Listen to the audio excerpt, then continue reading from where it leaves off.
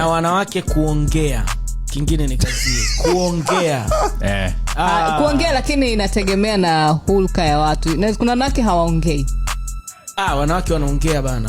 Mimi nakwambia kweli. Asipoongea kwako na mtu anaongea naye. Sasa kuna wanaume wanaongea. Yaani sasa umeona sasa. Umeona wanaume wakiongea inakuwa ni ajabu Hayo ajabu. Inakuwa ajabu kwa sababu kawaida wanaume kuongea. Kuna vitu vingi. Kuna watu wengine watakwambia hadi kuna star signs fulani huwa zinapenda kuzungumza. Kwa mfano kama ukiwa na mtu ambaye labda ni Gemini wale. Yaani kuongea ni kwao ndio unawafurahisha. Mataurus wakina Mina, mtu anapenda kuongea. Kwa unakuta ni ana relate na labda na star sign yake au malezi au alipo. Wewe kuna mtu ametokea huko kwao, kila hata jambo likiwa kidogo babake anamuuliza ilikuwaje. Kwa hiyo akija huko atakueleza ilikuwaje. Yaani malezi yanasababisha hiyo. Kuna watu wa hivyo. Kwa hiyo lakini angalia memes nyingi na mitandaoni. Kuna mtu anaweza kumuona hata ndege kakaf, kuna ndege mwingine Yogo limekaa yule atapita pembeni, yani utawaona tu. Ni asili yao na some of them asilimia kubwa hata sasa walio wengi wanaongea sana. Na ukijiona uongee sijapenda. Na mwanaume ukiwa unaongea sana ndio yale maneno yule anagubu.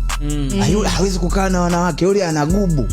Kwa sababu hiyo inaonekana sio sifa kuu ya mwanaume kuzungumza akiwa ndani na mwanamke. Yaani mazungumzo mengi huko na wana washikaji, lakini ukifika nyumbani unakuwa mtu wa vitendo. Sio kwa ubaya, lakini naisiki kama wanaume mkishatoka kwenye mishe zenu ambazo ni zinawafanya mtumie akili, mfanye kazi na nini, mkisha rudi nyumbani mnaachezwa akili zenu huko nje. Yaani because you do something very stupid, itanifanya mpaka nijiulize, yaani huyu ni mzima au sio mzima, ana shida gani? Alafu ni vile vile tu, ni kama anaona tenga lile pale la nguo anarusha. Yaani why would you do that? Yaani kwa nini ufanye kama hiyo? Professor huyo mtu. Ni doctor, ana PhD, ni msomi. Anaweza katoka na mtu wake sebleni, mtu mzima anachoshwa na mambo mengi, mtuelewe. Vitu vingi vinatesa. Nimechoka. Vimechoka ni kwamba anaacha akili nje. Kwa hiyo anaanza kutumia ya kwako. Sasa nishatumia na watoto. Which means you're becoming my kid too. Kwa nini siongee? Kwa nini siongee? Kwa hiyo wewe unakuwa ni mama yetu sote pale ndani. Unaongea na watoto, ukiona itosha unaanza kuimba na baba. Imagine. Au unaanza kumaliza. Sasa mimi nageuka mama kwa ajili ya kitu gani? Unakuwa mama wa watu wote. Baba akiingia tu ndani anaanza kusemewa yaani mimi sielewa watoto tuwafanyeje, imekuaje tena hivi. Alafu yule fundi yaani umetoka tena unaanza kukutana na kesi.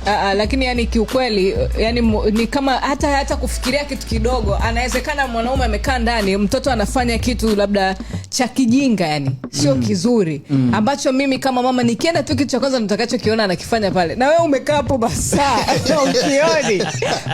Kwa nini kama ile tatizo? I really bothers me man. Yani kwa nini mnachaga akili nje? Anainuka na fimbo. Labda Millard atuambie wataalamu action. Wakati nasoma primary, walimu wetu walikuwa wanatufundisha namna ya kuongea na wazazi pale ambapo unahitaji pesa ya ada ama pale ambapo unahitaji pesa ya chochote kwenda nacho shuleni. Wakisema unamwangalia baba timing yake au mama. Saa ya kuomba pesa sio kila saa unaweza kuomba pesa. Angalia time ambayo ana furaha, angalia time ambayo anaweza kuengage na wewe kwa mazungumzo. Sio baba kanuna unaweza kwenda kumwomba naomba sio hela fulani. Nadhani hii inaweza kuapply hata kwa wanaume na wanawake kwenye majumba ambao wanaishi pamoja. Wakati mwingine wanaume wengi nimeona huwa wanakasirika pale ametoka zake kwenye mishemisha, amerudi home kachoka kinoma. Hujui siku yake imeendaje, hujamuuliza siku yake imeendaje, unaanza kumparamia na mambo mengine. Vivyo hivyo pia kwa mwanamke. Kwa hiyo unaweza ukawa unaangalia muda gani, hata kama kuna issue imetokea, angalia namna gani ya kuiwasilisha na ni muda gani unaiwasilisha. Mtu karudi home saa 6 usiku unaweza kumfokea. Unaambiwa alipita mtu wa usafi hapa, amekuja kukumbusha hela yake.